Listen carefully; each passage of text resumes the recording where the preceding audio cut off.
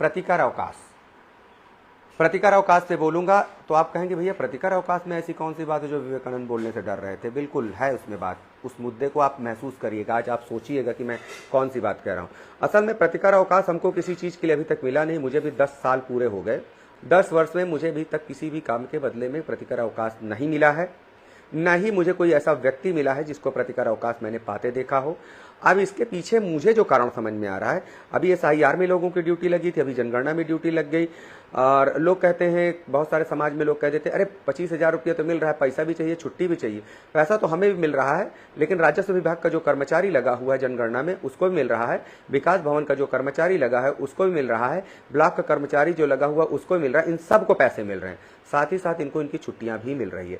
हम लोगों को EL नहीं मिलती है, EL के बदले में ही ये हमारी गर्मी की छुट्टियां होती हैं।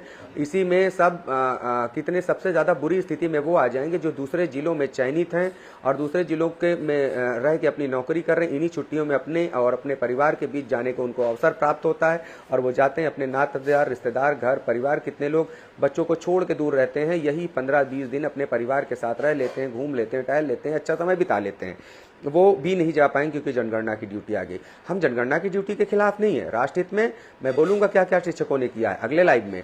राष्ट्रहित में हमेशा शिक्षक खड़ा रहा है, कभी मन से कभी मेम बन से हो सकता है कुछ लोग, लेकिन अंततः भले ही, लेकिन जब उसके हाथ में आ जाता है तो पूरे मन से करता है। और मैं गारंटी लेता हूं कि राष्ट्रहित के काम में जिनमें शिक्षकों को लगाया दिया जाता है कोई विभाग और करके दे नहीं सकता सिवाय शिक्षक के। ये मैं चैलेंज के साथ कहता हूँ, चैलेंज के साथ कहता हूं कि नहीं कोई कर पाएगा। तो प्रतिकार अवकाश, मुझे लगता है प्रतिकार अवकाश के न मिल पाने के पीछे कारण यह है कि अगर जैसे अब भाई मैं अपने आप को तो नेता नहीं मानता, मैं तो सामान्य शिक्षक ही मानता हूं, लेकिन कई बार लोग नेता मान लेते हैं। मुझे लगता है अगर सारे नेताओं की, आप बताइए कितने हैं, आप अपने ब्लॉक के, अपने जिले के, अपने प्रदेश के जितने भी संगठन हैं उन संगठनों की एक लिस्ट उठाइएगा, उन संगठनों के नेताओं के नाम उठाइएगा, मुझ सहित मेरा भी नाम जोड़िएगा और देखिएगा कितने ब्लॉक से लेकर जिले तक और प्रदेश तक के नेताओं की ड्यूटी जनगणना में लगी है। मैं गारंटी लेता हूं कि ना के बराबर, ना के बराबर।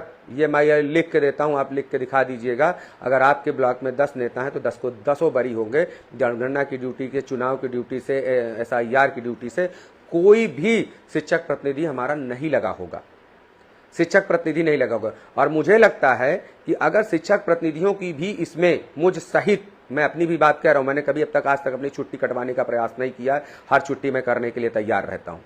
मुझ सहित अगर सभी जनप्रतिनिधियों की छुट्टी ड्यूटी लग जाए जनगणना में, SIR में, चुनाव में, हमने देखा है कि बाप मर गया है, बाल मुड़ाए हुए लोटा लिए ट्रेनिंग में जा रहे हैं, छुट्टी नहीं कट रही है, कैंसर पेशेंट है छुट्टी नहीं कट रही है, सब हैं उनकी छुट्टी नहीं कट रही है। लेकिन क्या ऐसा कोई नियम है बेसिक शिक्षा में कि जो भी शिक्षक प्रतिनिधि बन जाएगा, चाहे मान्यता प्राप्त हो चाहे गैर मान्यता प्राप्त हो, उनको ड्यूटी से मुक्त कर दिया जाएगा? मैंने तो ऐसा कहीं नहीं पढ़ा है, ना तो ऐसा कोई रूल देखा है। अगर सभी जनप्रतिनिधियों की ड्यूटी लगी होती जनगणना में तो मैं गारंटी लेता हूं अब तक आपको प्रतिकार अवकाश मिल गया होता। इसके लिए ब्लॉक से लेकर दिल्ली तक धरना करना पड़ जाता तो हो जाता। इसके लिए ब्लॉक से लेकर दिल्ली तक धरना, जहां ब्लॉक घेराव, जिला घेराव, DM घेराव, SDM घेराव हो सकता है। ट्रेनिंग का भी बहिष्कार हो जाता कि पहले हमारा प्रतिकार अवकाश दिया जाए, उसके बाद हम ट्रेनिंग करेंगे, नहीं तो नहीं करेंगे। ये मैं गारंटी के साथ कहता हूं। अगर सभी शिक्षक प्रतिनिधियों की ड्यूटी लगा दी जाए, हम सारे अरे जितने सामर्थ्यवान है वो तो छूटे हैं, जिनके बस में है कुछ कर गुजरना वो तो छूटे हैं। वो सामर्थ्यवान है, जो छूटे हैं वो सामर्थ्यवान है, उनके पास सामर्थ्य है। अगर वो चाह लें, उनकी ड्यूटी लगी, उनके परिवार की ड्यूटी लगी, उनके घर की महिलाओं की ड्यूटी, अगर नौकरी कर रहे हैं उन सब की ड्यूटी लगी हो, उन सब की ड्यूटी लगी हो, तो आप विश्वास मानिए अब तक इसके लिए भी एक आंदोलन हो गया होता, एक आंदोलन हो गया होता।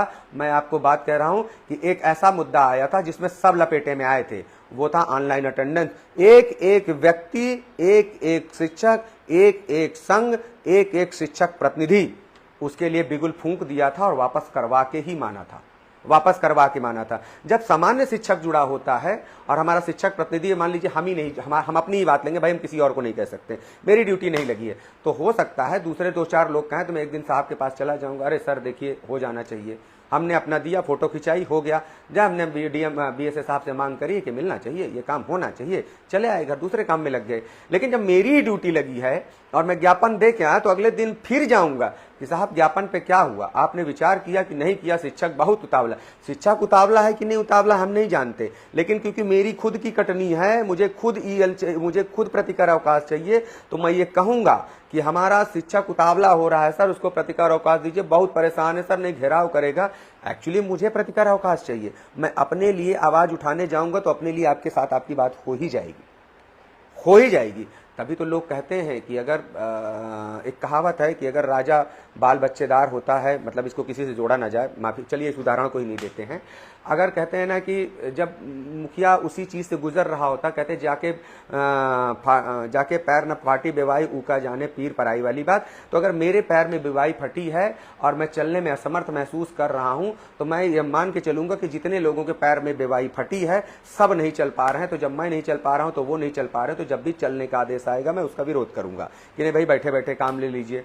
तो मुझे लगता है कि प्रतिकर अवकाश के पीछे या कोई भी ड्यूटी लगने के बाद प्रतिकार अवकाश ना मिलने के पीछे कारण यही है कि हम सबकी ड्यूटी, हम सब जो प्रतिनिधि हैं, जो मान रहे हैं प्रतिनिधि हमको, वो हमें भी मान लें, जो हमको नहीं मान रहे, जिसको भी मान रहे हैं, उनकी भी अगर ड्यूटी लगी होती तो विश्वास मानिए अब तक आपको प्रतिकार अवकाश मिल गया होता। आप गर्मी की छुट्टियों में जनगणना करते, राष्ट्र निर्माण का काम करते, राष्ट्र निर्माण के काम के बाद जब आप फुर्सत पाते तो आपके प्रतिकार अवकाश आपके क्या कहते हैं EHRMS पोर्टल पे दर्ज होते, और उन EHRMS दर्ज छुट्टियों को जब मर्जी आप लेके अपने परिवार के साथ, अपने रिश्तेदार के साथ घूम सकते थे, फिर सकते थे, समय बिता सकते थे, अपना जरूरी काम निपटा सकते थे, जो इन गर्मी की छुट्टियों में करते थे।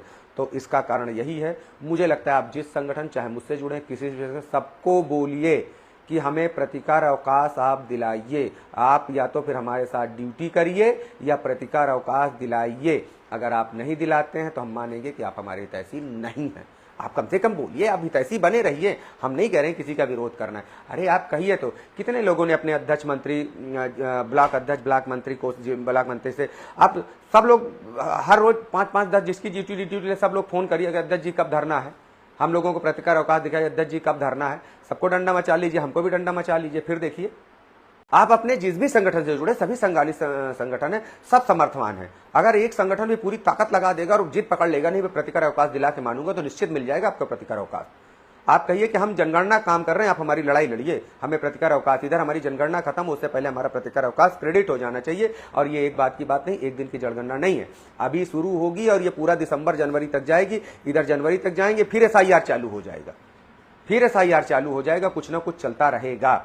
और ये एक दिन की बात नहीं है, राष्ट्र निर्माण के नाम पे आपको हर जगह झोंका जाएगा, और जब झोंका जाएगा तो हम झोंके जाने के लिए तैयार है। कोविड में हमारे कितने साथी मर गए, दुनिया के स्टाफ अपने घर बैठ गया था, टीचर तो मतलब मास्टर जो है वैक्सीन लगा रहा था, मास्टर कोविड टेस्ट कर रहा था, पैथोलॉजी का पा नहीं जानता तो कोविड का टेस्ट करके बता रहा था कि पॉजिटिव कि निगेटिव है, और जो पॉजिटिव पाया जाए तो उसके घर के चौकीदारी कर रहा था।